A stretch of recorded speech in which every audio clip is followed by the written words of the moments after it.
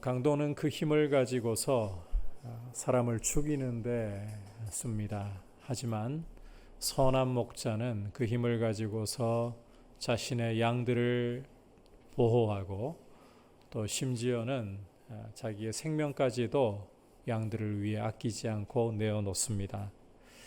무엇이 위대함일까요?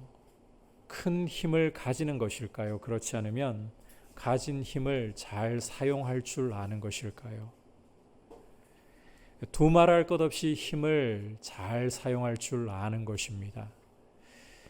힘을 가지는 것도 중요할 수 있지만 그 힘을 어떻게 쓰는가, 그것이 그 힘의 성격을 결정짓는 굉장히 중요한 요소이다라는 점을 여러분이 잊지 않으셨으면 합니다.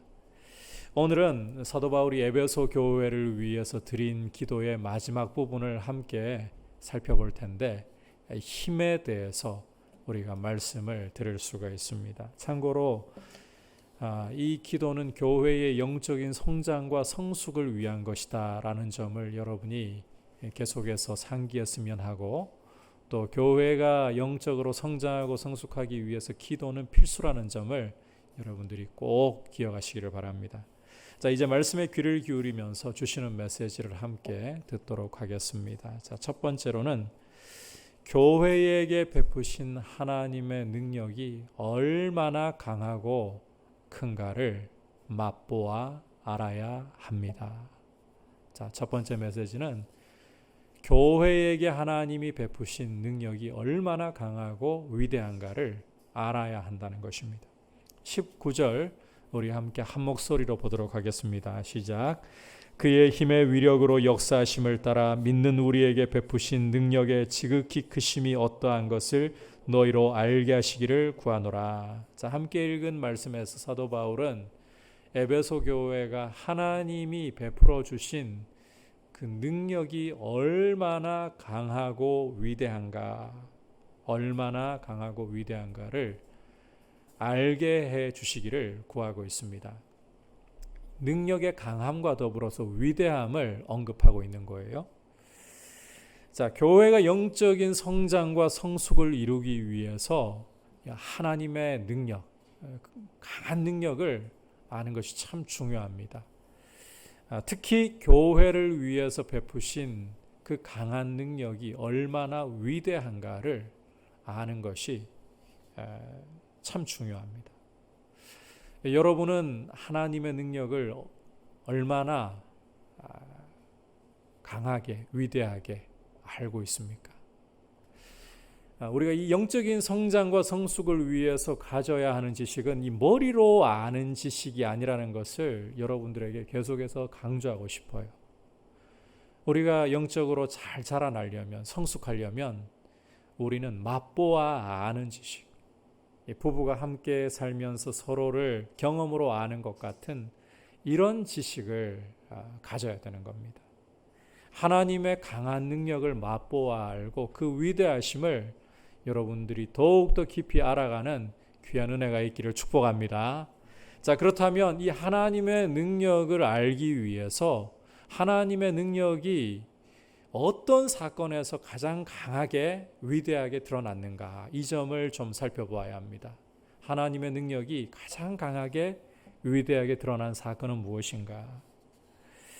우리가 일반적으로 강한 능력이라고 부르는 것들을 짚어보면 우리 삶에서 가려운 곳을 긁어주는, 우리 삶의 이 가려운 것들을 좀 실제적으로 긁어주는 이런 일들을 떠올리기가 쉬운 것 같습니다. 이를테면 돈 문제가 상당히 좀 급한 상황에서 놀라운 방법으로 해결이 된다든지, 의사도 고개를 절레절레 저을 수밖에 없을 정도로 중병인데 이 병이 한순간 깨끗해진다든지, 요즘 같은 때에는 이 팬데믹이 되어버린 이 코로나 바이러스가 백신을 따로 개발하지 않아도 어느 한순간에 갑자기 확 사라져버리거나, 남북이 갑자기 통일이 되어 가지고 아주 이 평화롭게 통일이 되어가지고 이 나라가 하나가 되고 국제 질서도 우리나라를 위해서 재편되는 것 같은 이런 일들이 일어난다면 우리는 하나님의 능력이 얼마나 강한가, 얼마나 위대한가 이렇게 생각하기가 쉬울 수 있다는 말입니다. 자, 그런데 여러분, 이러한 일들은 하나님께는 사실상 아무것도 아니에요. 하나님의 능력이 강하게 위대하게 드러나는 사건이라고 한다면 적어도 천지창조 정도는 돼야 하지 않겠습니까? 아무것도 없는 오직 어둠과 혼돈뿐인 곳에서 하나님이 말씀으로 빛이 있으라, 빛이 생기는, 천지와 그 가운데 충만한 것들을 다 불러내시는 그 정도가 되어야 강하다, 위대하다 할 수 있지 않을까요? 출애굽의 역사도 빼버린다면 상당히 좀 서운할 수 있겠죠. 이스라엘의 경우는 출애굽의 역사를 이야기하지 않고서는 하나님의 능력을 이야기할 수 없을 정도였다는 것을 여러분이 성경을 읽어보면 충분히 발견할 수 있기 때문입니다.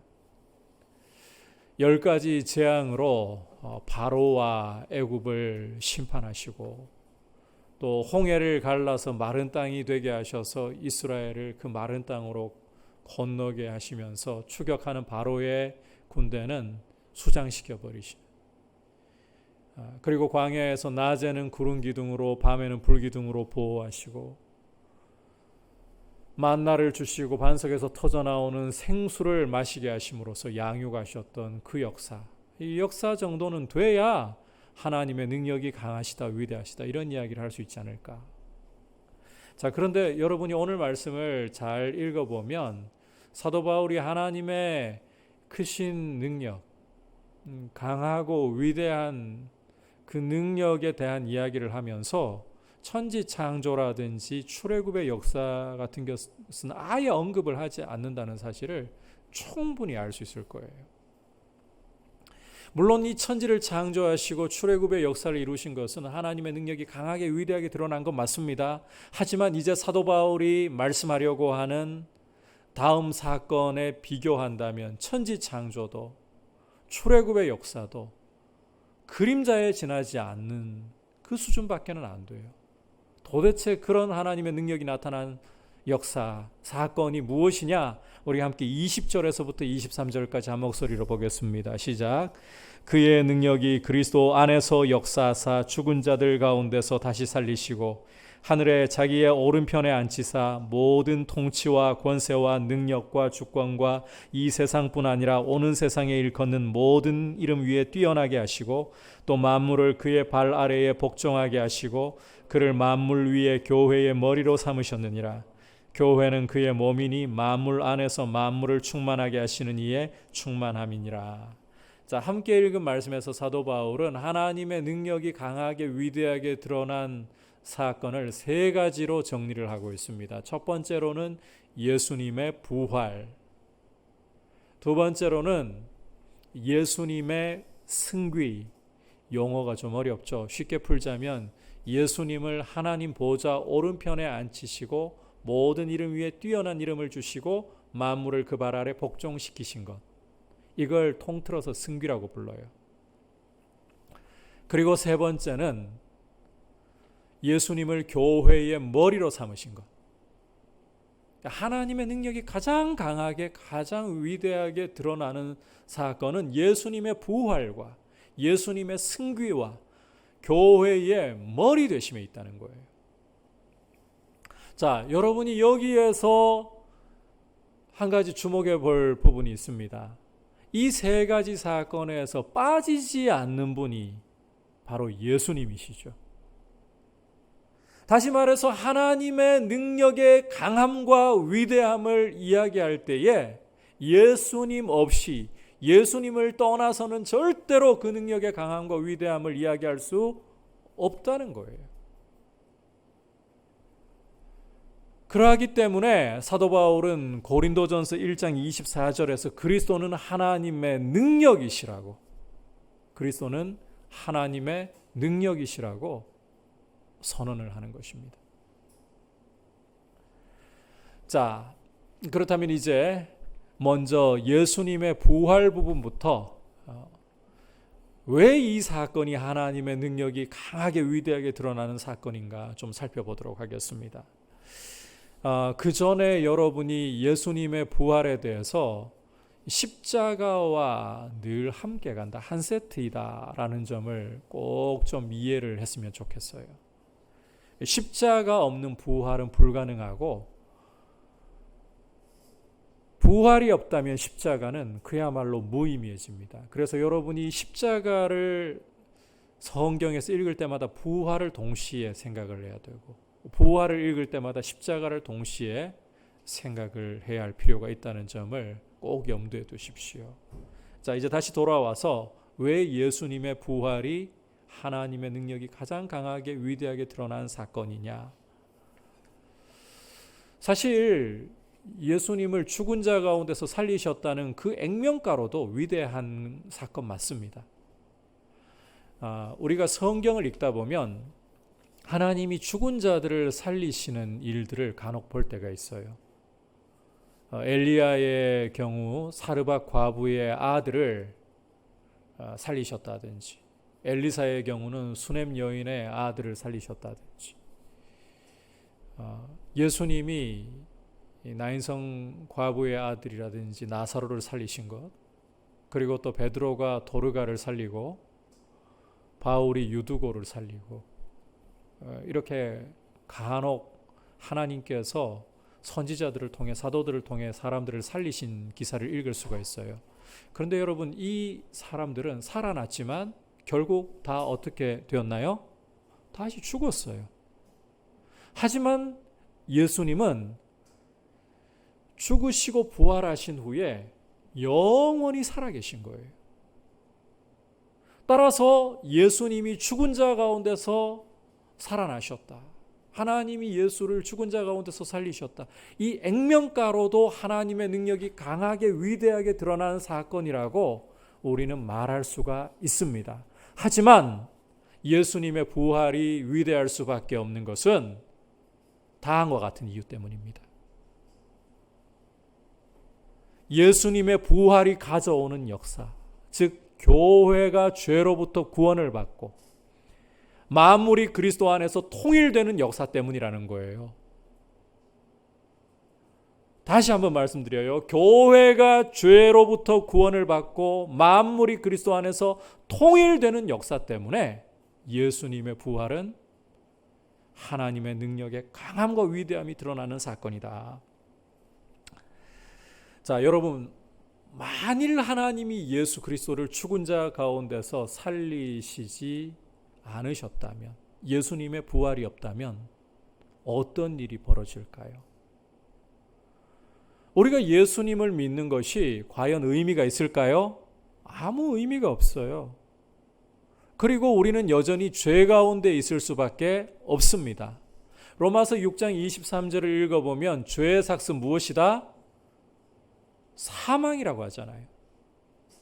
이 말씀을 가지고 예수님이 죽고 다시 살지 못하셨다, 이 사실을 비추어 본다면 어떻게 되는 건가요? 예수님은 의인이라는 말입니까? 죄인이라는 말입니까?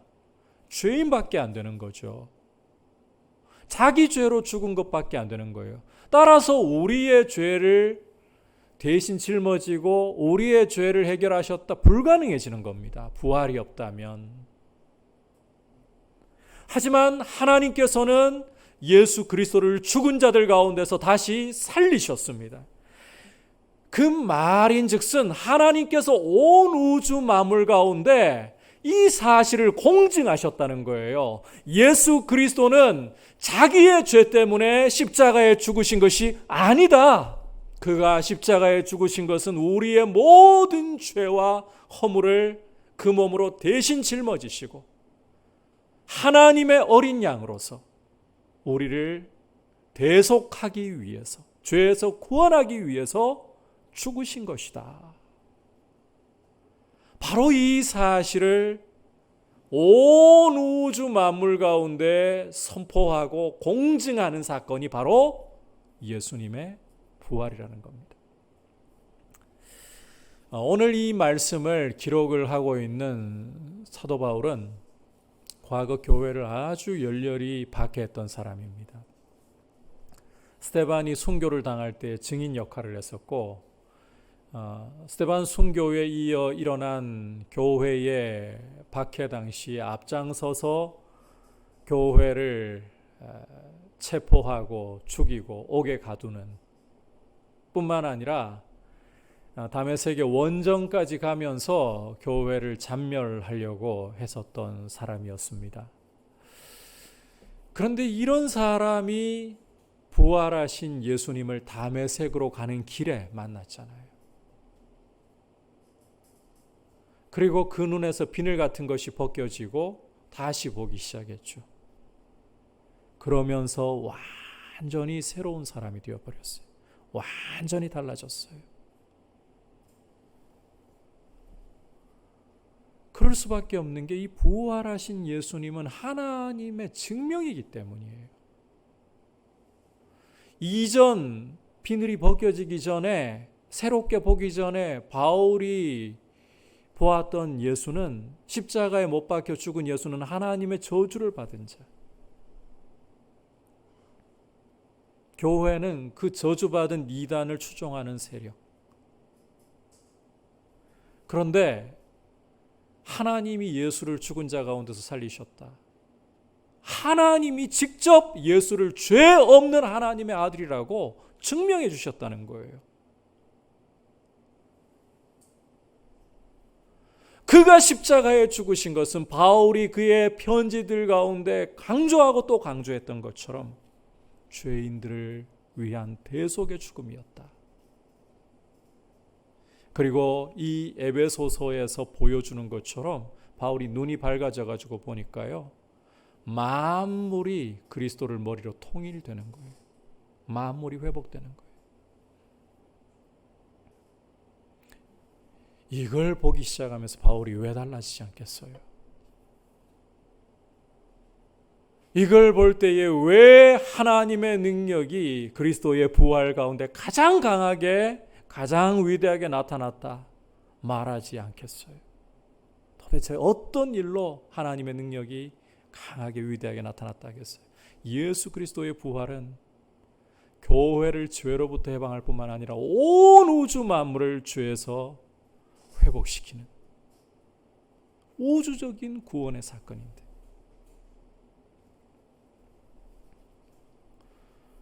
우리도 예수 그리스도의 이 부활을 더욱 맛보아 알면서 하나님의 능력의 강하고 위대하심을 더욱 알아갈 수 있기를 주님의 이름으로 축복합니다. 계속해서 바울은 21절부터 22절 전반부에서 예수님의 승귀, 이 승귀라는 것이 예수님을 하나님 보좌 오른편에 앉히시고 모든 이름 위에 뛰어난 이름을 주시고 만물을 그 발 아래 복종시키는 것이다 라고 했죠. 이 예수님의 승귀야말로 하나님의 능력이 가장 강하고 위대하게 드러난 또 하나의 사건이라고 말씀하고 있습니다. 그 이유는 이 예수님의 승귀가 예수님의 부활과 더불어서 예수님의 왕권을 온 우주에 드러내는 사건이기 때문입니다.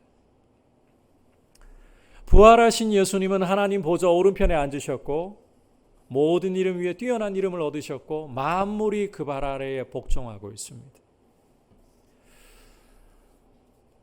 여러분, 이 예수님의 왕권, 이 예수님의 왕권이 이루어졌다는 거예요. 주목할 것은 예수님의 이 왕권, 예수님의 이 통치는 세상과 마귀의 것과는 전혀 다르다는 것입니다.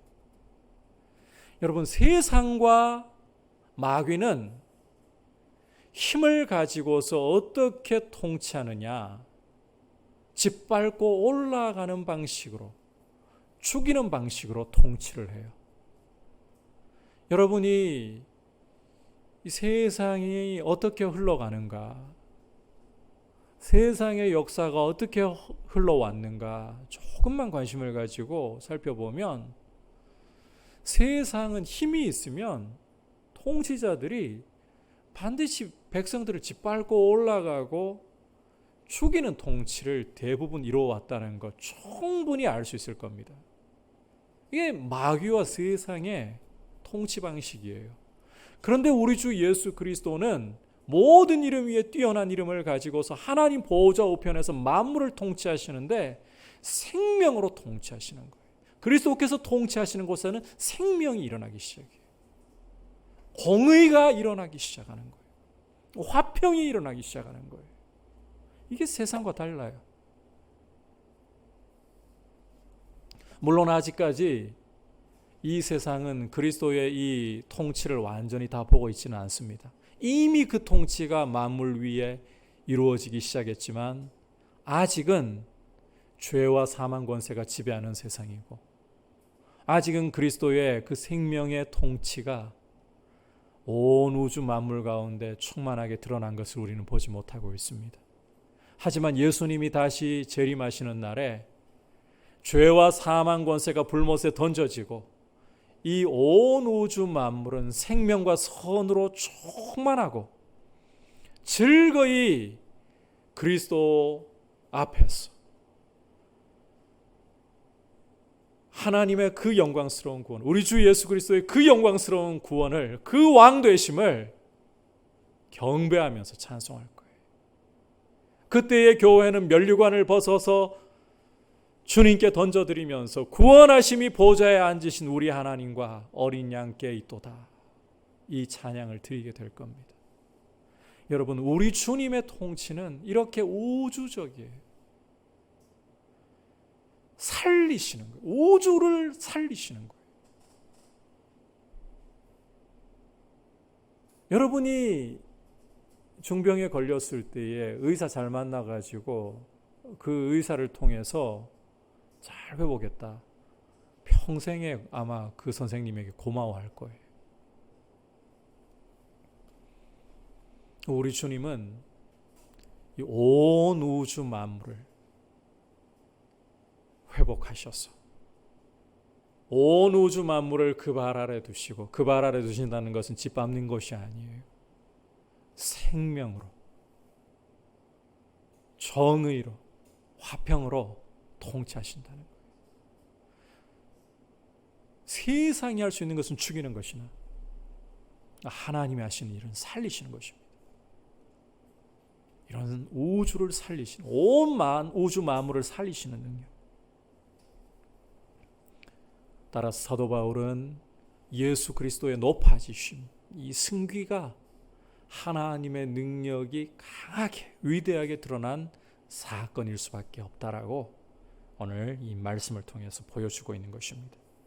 여러분, 예수 그리스도의 이 높아지심, 하나님 보좌 우편에 앉으시고 모든 이름 위에 뛰어난 이름을 가지시고 만물을 그 발 아래 두셔서 다스리시는 이 그리스도의 왕되심, 이 통치를 여러분도 더욱더 맛보아 알 수 있기를 원합니다. 그리고 여러분의 삶의 생명이, 그리스도의 이 생명이 여러분 속에서 여러분을 살리는 역사들이 풍성하게 일어나기를 축복합니다. 자, 이제 마지막으로 예수 그리스도를 교회의 머리 삼으신 것, 이 역시 하나님의 능력이 강하게 위대하게 드러난 사건입니다. 자, 22절 후반부에서 23절까지를 여러분이 보시면 하나님께서 그리스도를 특히 교회의 머리로 삼으셨고 교회는 그의 몸이라는 사실을 강조하고 있습니다. 자, 이 사실이 왜 하나님의 능력이 그렇게 강하게 위대하게 드러나는 사건이냐? 이것은 우리의 과거의 지위와 상태를 생각해 본다면 확연하게 드러날 수밖에 없습니다. 다음 시간에도 보겠습니다만 에베소서 2장을 여러분이 읽어보시면 우리는 과거의 허물과 죄로 죽었던 사람들입니다. 적극적으로 하나님을 반역해서 우리는 본질상 진노의 자식이 되었던 사람들이었습니다. 이런 우리에게 그리스도께서 머리가 되게 하시고 우리는 그분의 몸이 되게 하셨다. 다시 말해서 하나 되게 하셨다는 거예요. 에베소서 4장 16절에서 사도 바울은 그에게서, 머리이신 그리스도에게서 온몸이 각 마디를 통하여 도움을 받음으로 연결되고 결합되어 그리스도와 우리 교회가 이렇게 한 몸을 이루었다, 하나를 이루었다. 여러분, 이것은 굉장히 충격적인 선언입니다. 어떻게 하나님에 대하여 죽어 있었고 하나님을 반역해서 본질상 진노의 자식이었던 우리가 모든 만물 위에 높이 계시는 하나님 보좌 우편에 앉아 계신 그리스도와 하나가 될 수 있단 말인가? 게다가 23절을 여러분이 다시 읽어보면 교회가 심지어 만물 안에서 만물을 충만하게 하시는 분의 충만하십니다. 이렇게까지 말씀을 하는데 어떻게 이런 일이 가능하단 말입니까? 여러분, 예수 그리스도는 이 만물 안에서 만물을 충만케 하시는 분이 바로 예수 그리스도를 가리키는 건데, 예수 그리스도는 만물을 충만하게 하실 수 있는 완전한 분이에요. 어떻게 그러한 분이 우리를 당신의 충만함으로 그렇게 받아들이실 수 있는가? 그래서 어떤 학자들은 이게 너무 사실은 충격적인 일이거든요. 조금도 부족함이 없는 완전한 분이에요. 그분이 만물을 충만하게 하시는 거예요. 그런 분이 우리를 통해, 교회를 통해 충만함을 입으신다. 이것은 교회의 선교적인 역할을 이야기하는 것 아니겠는가? 세상 가운데 그리스도를 증거하는 그 역할을 이야기하는 것 아니겠는가? 하지만 사도 바울도 이 부분에 대해서 자세한 설명을 하지 않기 때문에 그 정도로만 해석을 하고 있어요. 그러한 해석도 참 좋은 해석인 것 같아요. 하지만 우리는 이 의미가 정확히 무엇인지를 바울도 안 밝히기 때문에 알 수 없다라고 정직하게 이야기해야 될 거예요. 분명한 것은 우리는 주님께 조금이라도 무언가 보태드릴 수 있는 게 아무것도 없는 사람들이다. 우리가 주님께 더해드릴 수 있는 것은 정말 아무것도 없습니다. 그럼에도 불구하고 우리를 존귀하게 여기신다는 거예요. 당신의 충만함이라고 할 정도로 존귀하게 여기신다는 거예요. 이 설명이 불가해요. 따라서 바울은 에베소서 5장 32절에서 그리스도와 교회의 연합을 이야기하면서 한번 따라합시다. 이 비밀이 크도다. 그리스도와 교회의 연합을 비밀이라고, 그것도 큰 비밀이라고 말씀하고 있는 거예요. 이것은 큰 비밀이고 놀라운 신비입니다. 가장 높은 보좌 위에 앉아 계시는 분과 허물과 죄로 죽었고 반역에서 본질상 진노의 자식이었던 이들이 연합하고 그분의 충만함으로 역임을 받는다. 비밀이 아닐 수가 없습니다. 신비가 아닐 수가 없습니다. 따라서 이것이야말로 하나님이 당신의 능력을 가장 강하게 위대하게 드러내신 사건이 아니면 도대체 무엇이란 말입니까? 그리고 이것은 우리 이해를 초월해버리는 신비이기 때문에 우리는 여기에서 더 알려고 하기보다 그저 우리를 당신의 충만함으로 여기시는 주님께 경배 드리는 것이 우리의 도리일 뿐인 겁니다.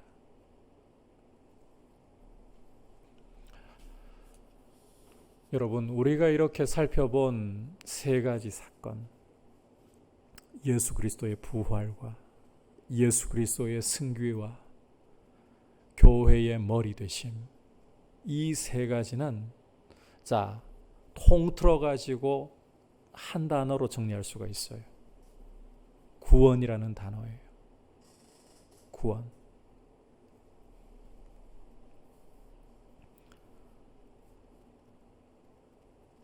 이 구원이야말로 하나님이 당신의 능력을 가장 강하게 위대하게 드러낸 사건이라고 결국 사도 바울은 그렇게 말씀을 하고 있는 거예요.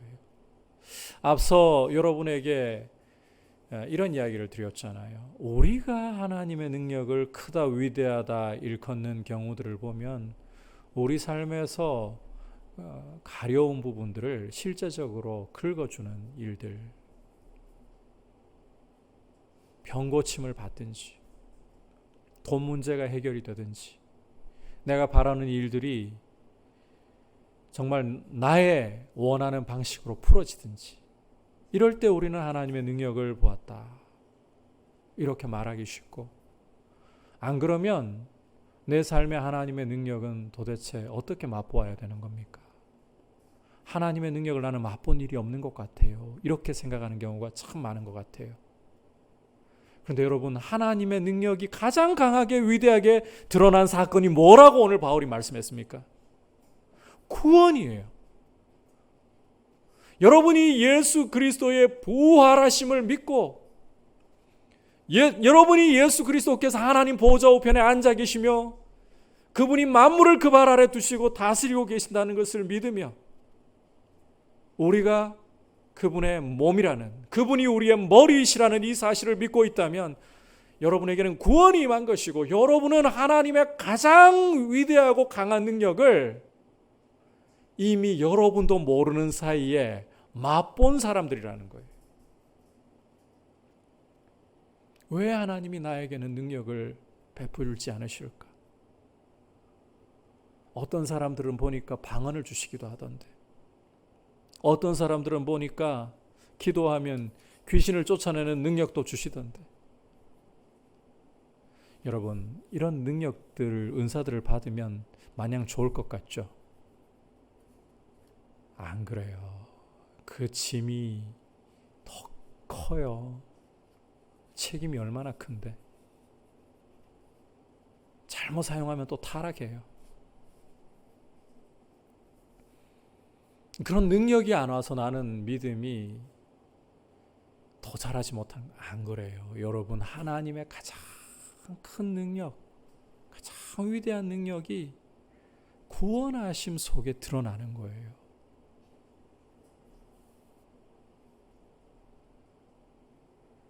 그리고 이 구원은 얼마나 큰지 몰라요. 우주적이잖아요. 만물을 포함하고 있잖아요. 그 능력을 여러분도 모르는 사이에 성령 안에서 경험을 했기 때문에, 말씀을 믿었기 때문에 이렇게 그리스도인이 되는 것이고, 하나님 나라의 백성이 되는 것이고,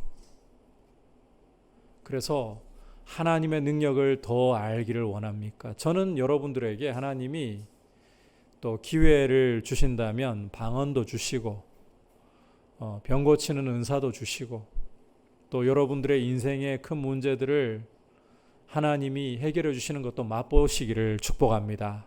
그러나 그 어떤 것보다도 우리에게 주신 이 큰 구원의 은혜를 맛보아 알아가면서, 이 구원의 영광과 기쁨이 여러분 안에 커져가고 구원의 이 풍성함을 누리는 사람들이 먼저 될 수 있기를 주님의 이름으로 축복합니다.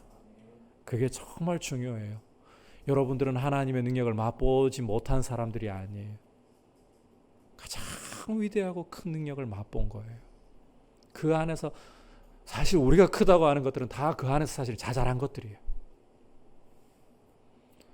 하나님은 우리에게 이렇게 좋은 것을 주시는 분이에요. 믿음이 가장 어려도요, 넌 어리니까 작은 거 받으라, 그게 아니에요. 얼마나 이렇게 좋은 것으로 아끼지 않고 주시는지. 이 구원의 기쁨이 여러분 안에 충만해야 돼요. 구원의 기쁨을 알아가시기를 바랍니다. 아울러서 다시 한번 강조하지만, 이 구원이라는 것은 보세요. 나 한 사람 예수 믿어 주에서 해방되는 차원이 아니에요. 오늘 예수 그리스도의 부활이 어떤 의미라고 했습니까?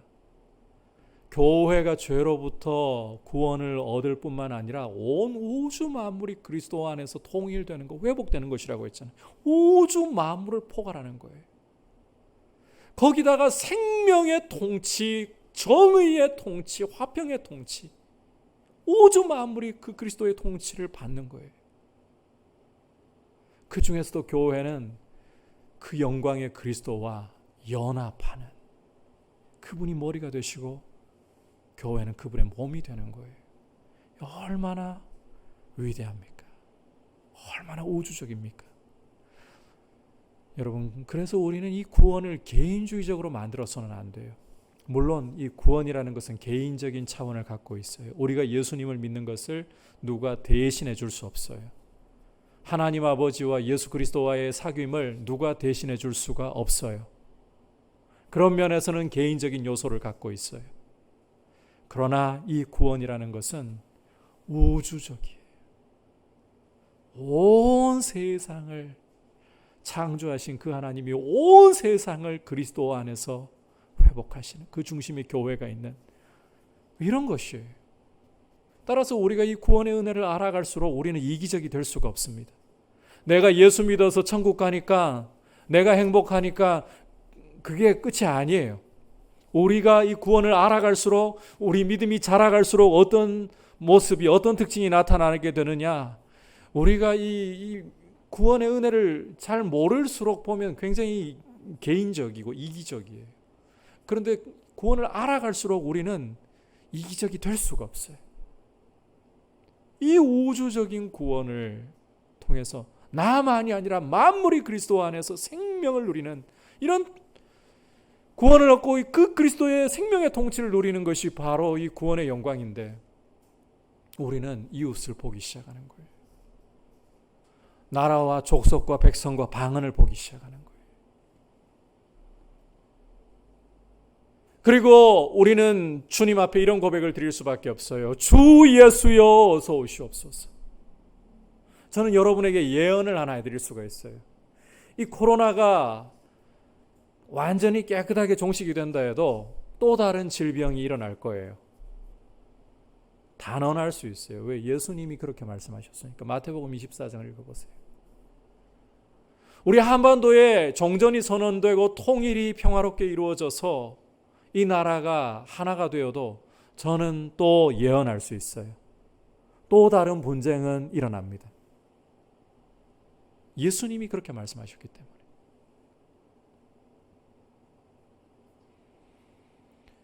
지금 세계적으로 기후변화 때문에 식량에 대한 이 위기를 전문가들은 이야기하기 시작하고 있잖아요. 이런 기후변화의 문제가 과학기술이 발전해가지고 설령 해결할 수 있다 하더라도 또 다른 문제가 올라올 거라고 저는 예언할 수 있어요. 주님이 그렇게 말씀하셨으니까.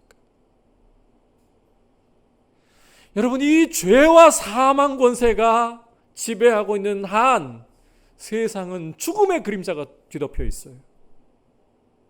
아무리 우리가 원하는 방식으로 문제를 풀어놓았다 해도 또 다른 죽음의 그림자가 세상에 드리워지고 세상을 망치는 것은 주님 오시기 전까지는 해결이 안 돼요.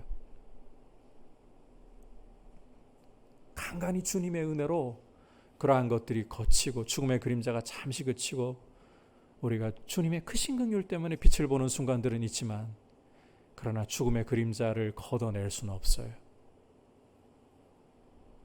주님이 오셔서 죄와 사망 권세를 불못에 던지시고 당신의 나라를 완성하실 그 순간만이 완전한 생명으로, 손으로 충만한 세상,